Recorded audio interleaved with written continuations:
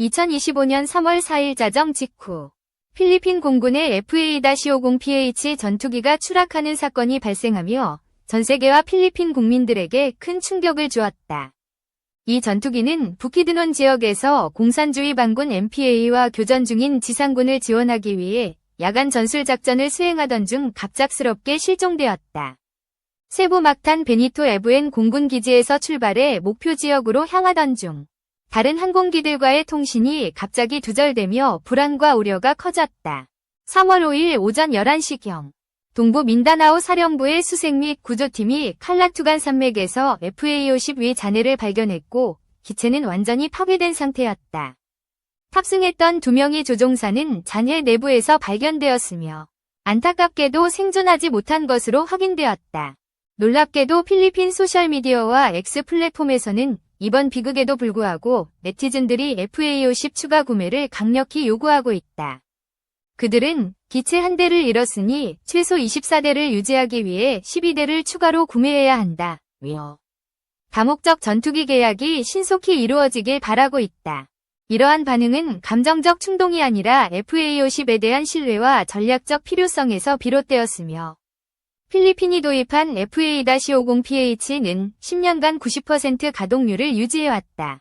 추락 사고는 이번이 처음이었고 수많은 실전과 연합훈련에 투입되며 안정성을 입증해왔다. FA-50은 이미 운용 경험과 정비 인프라가 구축되어 있어 다른 기체로 전환 시 새로운 훈련과 부품 공급, 기술 적응에 드는 비용과 시간이 단점으로 지적된다. F-16이나 그리펜 같은 전투기는 필리핀 국방 예산으로 소화하기 어렵기 때문에 네티즌들은 기체 손실을 메우기 위해 FA-50 추가 발주를 주장하고 있다. 현재 대부분의 필리핀 네티즌들은 이번 사고가 기체 결함이 아닌 야간 작전 중 악천후로 인한 조종사 실수로 보고 있으며 이는 사고 현장 조건을 바탕으로 한 합리적 판단으로 보인다.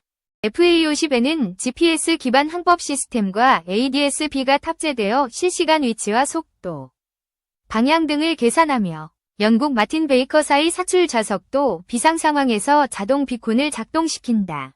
하지만 이번 사고에서 조종사들이 사출을 시도하지 않았거나 실패한 채 잔해 안에서 발견된 점은 비콘이 작동하지 않았음을 의미한다.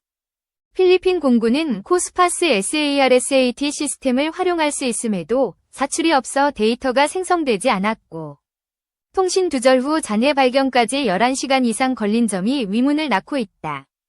일부 네티즌들은 군이 은폐를 위해 의도적으로 지연했다고 의심하며 그동안 대형 사고 시 원인을 투명하게 공개하지 않은 전례를 문제 삼고 있다.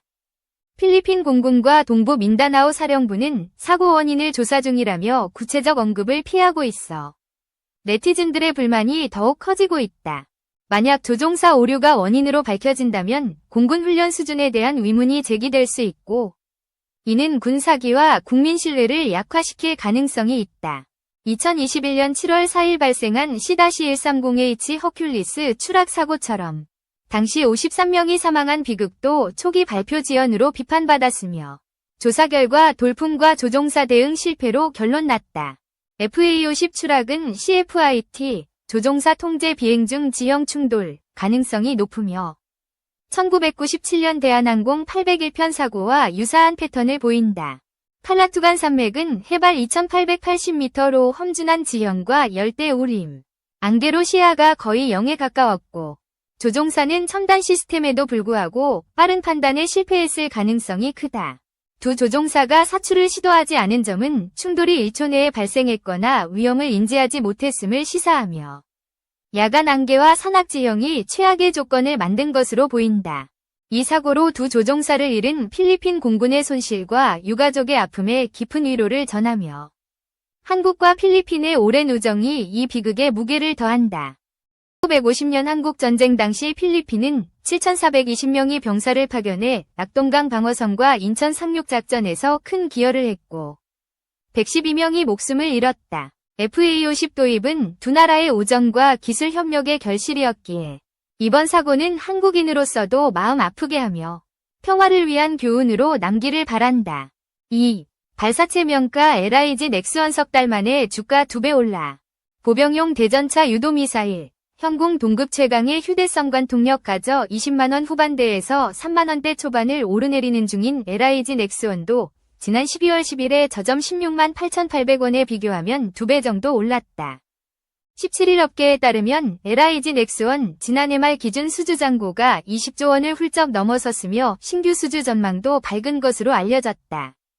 한국 방산업체들의 주가가 오르게 된 계기는 미국이 우크라이나에 대한 군사 지원을 중단하면서 중동 국가들에 이어 EU 국가들도 가성비와 짧은 납품 기간 등 장점을 가진 한국산 무기들에 대한 관심이 높아진 데 있다.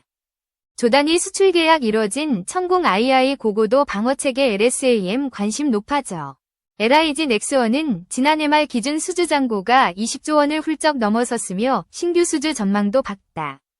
사우디아라비아, 아랍에미리트, 이라크 등 중동 시장과 지대공 요격체계인 천공이 수출 계약을 맺었다. 지난 2022년 UAE와 3조 7천억 원 규모의 천공 II 계약을 맺고 2023년에는 사우디아라비아와 4조 2,500억 원 규모의 계약을 맺었다. 지난해에는 이라크와 3조 7천억 원 규모의 수출 계약을 체결했다.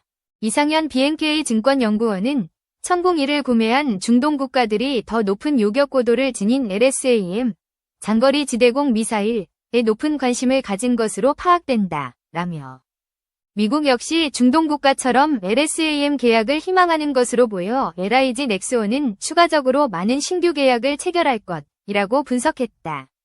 LSAM은 40에서 70km의 높은 고도에서 적의 항공기나 탄도미사일을 요격하는 무기체계로 지난해 5월 실증 단계 요격 시험에 성공하면서 전투용 적합 판정을 받았다. 비정규전 대테러전에 특화된 비국립국 FCT 무기체제 지정 이래 5년간 명중률 100%.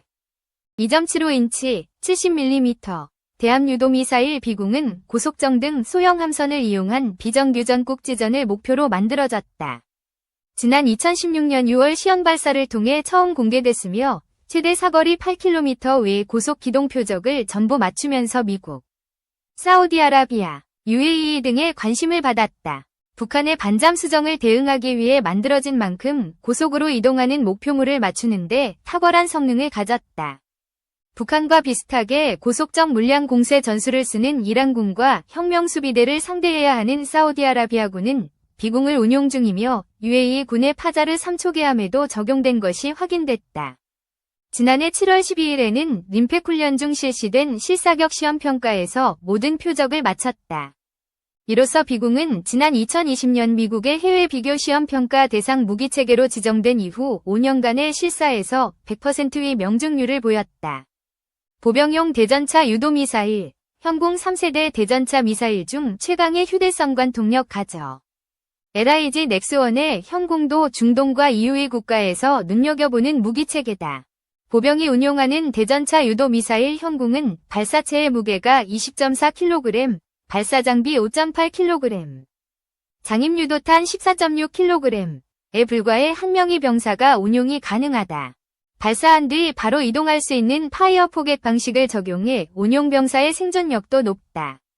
이스라엘제 스파이크 대전차 미사일을 참고해 개발된 대전차 미사일 현궁은 90mm, 106mm 무반동총, 토우 미사일 등 노후화된 보병용 대전차 화기를 대체하기 위해 개발됐다. 현궁은 900mm의 관통 성능과 타사의 동급 무기체계에 비해 5kg 정도 가벼운 점 사수가 발사 화염에 노출되지 않는 점 등이 다른 3세대 대전차 미사일에 비한 장점들이다. 우크라이나 러시아전 초반 러시아 전차들을 상대로 유의미한 성과를 거둔 미국의 제블린의 관통 성능은 700mm로 알려져 있다. 3. 우크라. 미 원조 줄어도 항복 불필요. 유럽과 공동전선 구축을. 종전과 관련해 미국 트럼프 2기 행정부의 압박을 받고 있는 우크라이나가 향후 협상 등에서 유럽과 공동전선을 구축해야 한다는 조언이 나왔다. 바이든 행정부 시절 재직한 설레스트 월린더 전 국방부 국제안보 담당 차관보는 17일 현지 시간 우크라이나의 생존을 위한 핵심 제하 포린 어페어스 기고문에서 이런 주장을 내놨다. 월린더 전 차관보는 지금은 미국의 원조가 다시 진행 중이지만 미국 정부가 이를 늦추거나 다시 중단하더라도 우크라이나는 항복할 필요가 없다. 라고 했다. 미국의 지원 중단 시 유럽 강대국의 역할이 중요하다는 취지다. 그는 미국의 지속적인 지원은 우크라이나의 장기 생존 핵심이라면서도 우크라이나 정권과 유럽 파트너 국가는 그들의 독자적인 역량을 과소평가하거나 러시아의 요구에 너무 빨리 양보해서는 안 된다 라고 당부했다.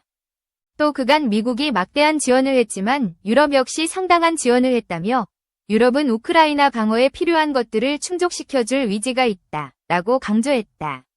향후 우크라이나의 방어 공백을 메울 수 있다는 의미다.